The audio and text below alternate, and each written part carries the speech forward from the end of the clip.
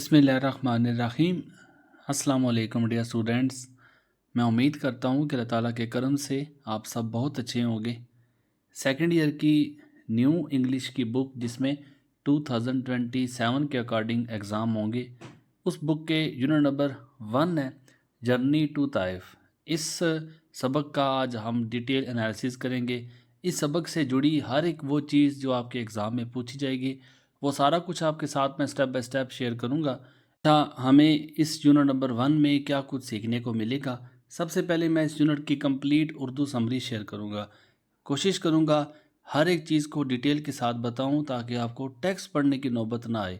हर एक क्वेश्चन का आंसर आप लोग इसी समरी से दे सकते हैं। फिर उसके बाद इस चैप्टर के 32 मोस्ट इंपॉर्टेंट सिनोनिम्स आपके साथ शेयर करूँगा, विद आंसर शेयर करूँगा, उर्दू मीनिंग हर वर्ड का लिखा होगा। फिर उसके बाद 8 क्वेश्चन एक्सरसाइज के होंगे जो आपकी बुक में लिखे हुए हैं। इसके अलावा 4 आपको शॉर्ट क्वेश्चन एक्सरसाइज से हट के जो एक्स्ट्रा क्वेश्चन होंगे वो आपके साथ शेयर करूँगा। और इन क्वेश्चंस को ब्रिलियंट, एवरेज स्टूडेंट और बिलो एवरेज स्टूडेंट के मेंटल कैपेबिलिटी को मद्देनज़र रखकर डिज़ाइन किया गया है।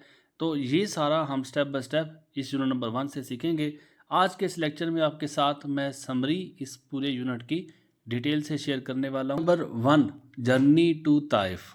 इसमें आपने थोड़ा सा बैकग्राउंड इसका लाजमी पता होना चाहिए।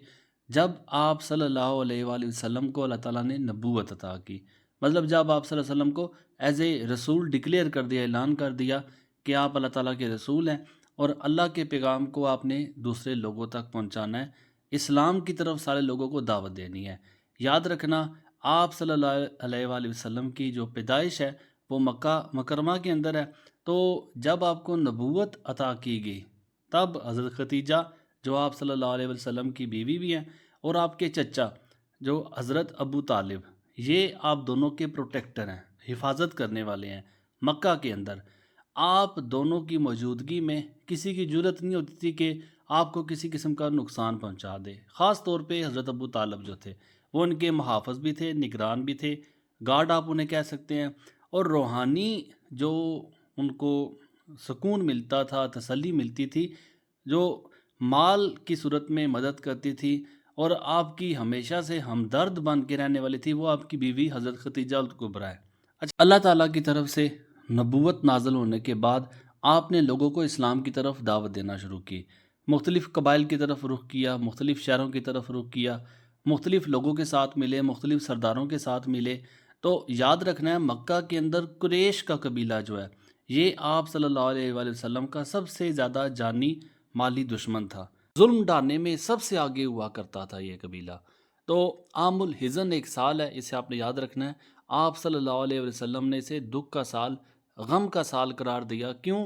क्योंकि इस साल में आप सल्लल्लाहु अलैहि वसल्लम के जो चचा, जो आपके निगरान, जो आपके मुहाफ़िज़ थे, वो भी वफ़ात पा चुके थे। और आप सल्लल्लाहु अलैहि वसल्लम की जो ज़ौजा मोहतरमा थी हज़रत खतीजा, जो आपकी बीवी थी, जो आपकी हमदर्द थी, जो आपकी रूहानी सुकून हुआ करती थी, वो भी इसी साल में वफ़ात पा चुकी थी। इसी साल को आप सल्लल्लाहु अलैहि वसल्लम ने गम का साल करार दिया था। तो इस साल के बाद, कुछ अरसे के बाद, ये वो दौर है जब आप सल्लल्लाहु अलैहि वसल्लम के पास कोई भी साथी, कोई भी तसल्ली देने वाला, कोई भी मुहाफ़िज़ नहीं है। तो आप सल्लल्लाहु अलैहि वसल्लम ने ऐसे किया। मक्का से अब वो हिजरत करके गए हैं अल्लाह ताला के जो पैगाम में हक था उसको लोगों तक पहुंचाने के लिए। तो आप सल्लल्लाहु अलैहि वसल्लम इस मकसद के साथ मक्का से ताइफ की तरफ रवाना हुए कि वहाँ के सरदारों को, वहाँ के कबाइल को, वहाँ के लोगों को सच्चे रास्ते इस्लाम की तरफ दावत देंगे। तो ये जो सबक आप पढ़ेंगे, ये जर्नी टू ताइफ, जो ताइफ की तरफ आप सल्लल्लाहु अलैहि वसल्लम का सफ़र था, उस सफ़र की रोदाद क्या है, उस सफ़र की कहानी क्या, उस सफ़र में क्या मामलात पेश आए, वो सारी आज हम इस समरी में जानेंगे। उम्मीद है कि आपको इसका बैकग्राउंड समझ आ चुका होगा।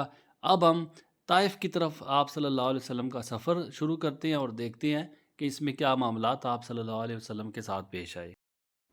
अच्छा, इस सबक के टोटल 9 पैराग्राफ हैं। हर पैराग्राफ को मैं कोशिश करूँगा डिटेल के साथ आपको बताऊँ ताकि कोई पॉइंट मिस ना रहे।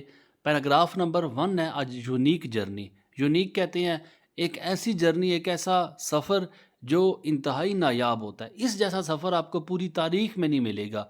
हिस्टोरिकल इम्पोर्टेंस ही इसलिए इसे कहा गया है कि जो अज़म, जो बर्दाश्त, जो हौसला آپ کو اس سبق سے ملے گا، اس سبق میں دیکھنے کو ملے گا اس جیسا حوصلہ، اس جیسی برداشت، اس جیسا صبر آپ کو کسی دوسرے شخص میں نہیں ملے گا۔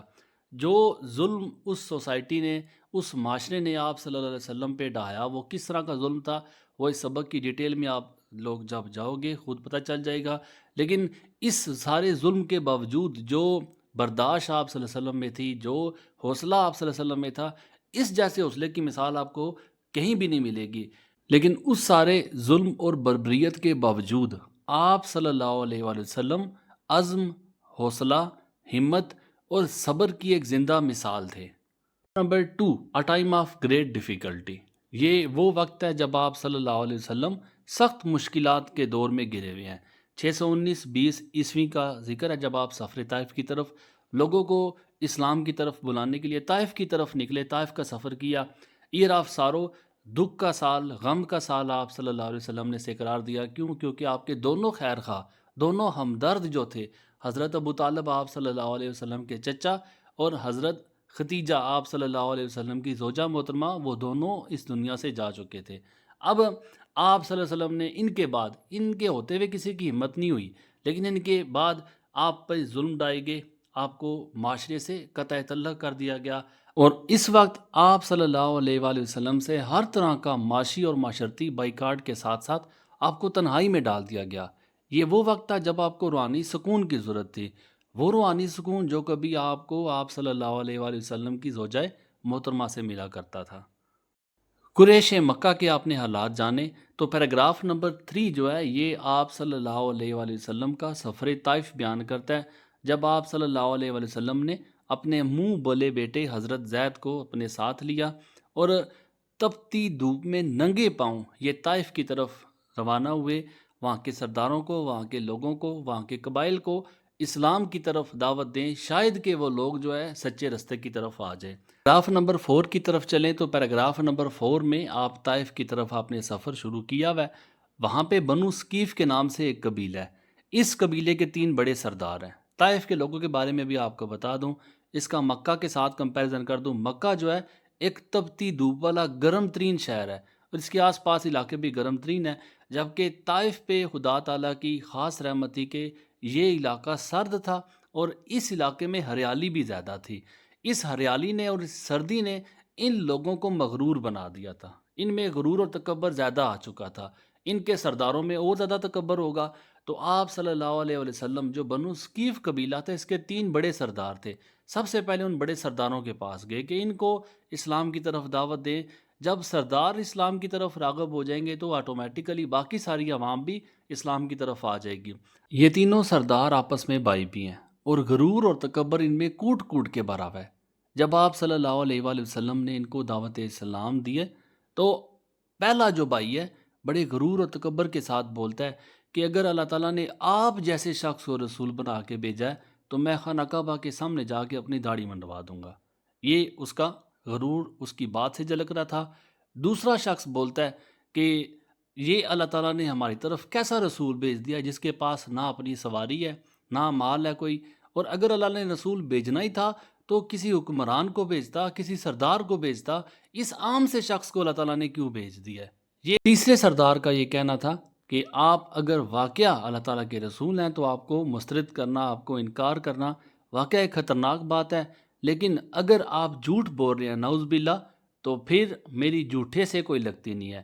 ان تینوں کی باتوں سے غرور اور تکبر کی صاف جھلک دکھائی دے رہی تھی۔ نیکسٹ پیراگراف میں کچھ ایسے ہوتا ہے کہ تینوں سرداروں نے نہ صرف انکار کیا بلکہ اپنے غلام جو تھے، شرارتی اور اوباش لڑکے اپنے محلے کے، انہوں نے ان کے پیچھے لگا دیے، جن لڑکوں نے آپ صلی اللہ علیہ وسلم کو لہولہان کر دیا، پتھراؤ کیا، اتنا پتھراؤ کیا کہ آپ صلی اللہ علیہ وسلم کے جو جوتے مبارک تھے وہ خون سے بھر گئے، اتنے خون سے بھر گئے کہ خون ان کے پاؤں میں جم چکا تھا اور وضو کے لیے جوتے اتارنا مشکل ہو گیا تھا۔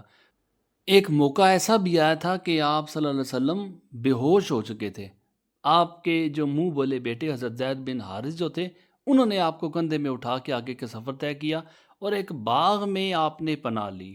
یہ باغ جو تھا ایک ربیہ نامی شخص تھا، اس کی ملکیت میں تھا، اور اس شخص کے 2 بیٹے تھے عتبہ اور شیبہ کے نام سے۔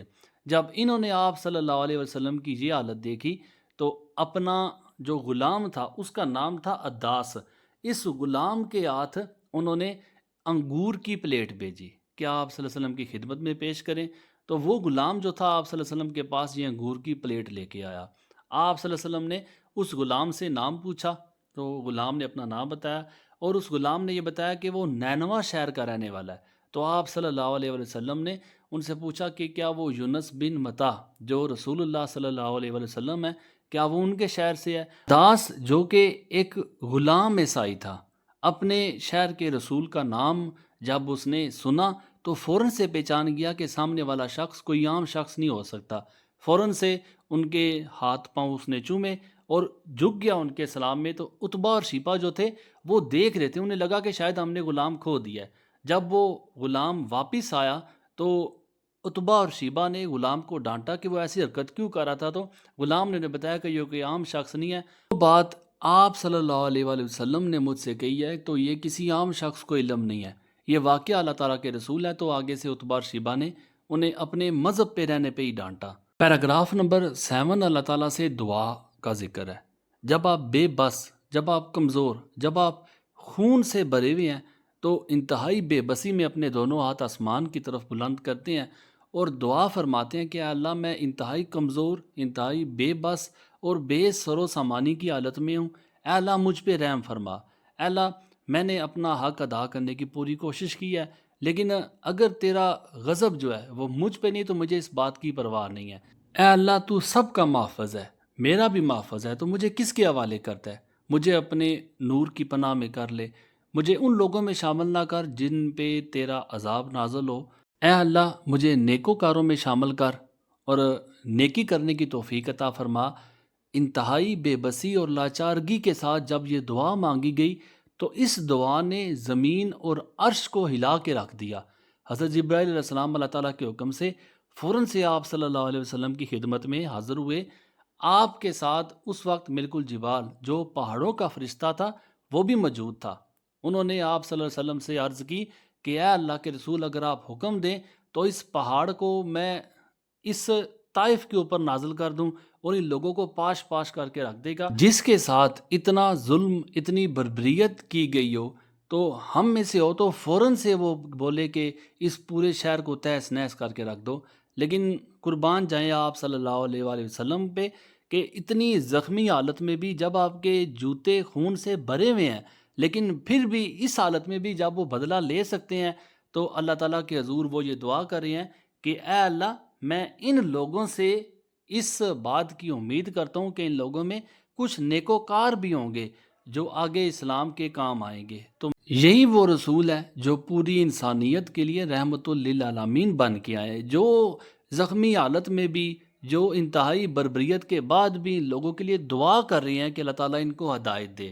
پیراگراف نمبر 9 اس لیسن کا لاسٹ پیراگراف ہے جس میں بتایا جاتا ہے کہ طائف کے لوگوں پہ جو آسمانی برکتیں اور رحمتیں نازل ہونی تھی، ان رحمتوں اور برکتوں سے طائف کے لوگ تو محروم رہ گئے، لیکن ان سے بھرپور فائدہ اٹھایا تو کس نے 3 سال کے بعد آپ صلی اللہ علیہ وآلہ وسلم کی مدینہ کی طرف جو ہجرت تھی وہ ایک کامیاب ہجرت تھی، اور یہی مکہ کے لوگ، یہی طائف کے لوگ جو آپ کے جانی دشمن ہوا کرتے تھے۔ آپ کو پتہ ہے جب فتح مکہ ہوا مدینہ کی ہجرت کے بعد، جب مکہ کو آپ صلی اللہ علیہ وسلم نے فتح کیا تو وہ لوگ اس وقت سب ڈرے ہوئے تھے کہ ہم نے ہر طرح کا ظلم آپ صلی اللہ علیہ وسلم پہ ڈھایا ہے، آج ہماری خیر نہیں ہے، لیکن رحمت للعالمین آپ صلی اللہ علیہ وآلہ وسلم نے اس وقت بھی تمام لوگوں میں عام معافی کا اعلان کر دیا۔ ایسے تھے ہمارے رسول صلی اللہ علیہ وآلہ وسلم۔ امید ہے یونٹ نمبر 1 سفر طائف آپ سب کو بہت اچھے سے سمجھ آیا ہوگا۔ اللہ تعالیٰ ہم سب کو آپ صلی اللہ علیہ وآلہ وسلم کے نقش قدم پہ چلنے کی توفیق عطا فرمائے۔ دعا میں یاد رکھیے گا، اللہ تعالیٰ آپ سب کا حامی ناصر ہو۔ اللہ حافظ، السلام علیکم۔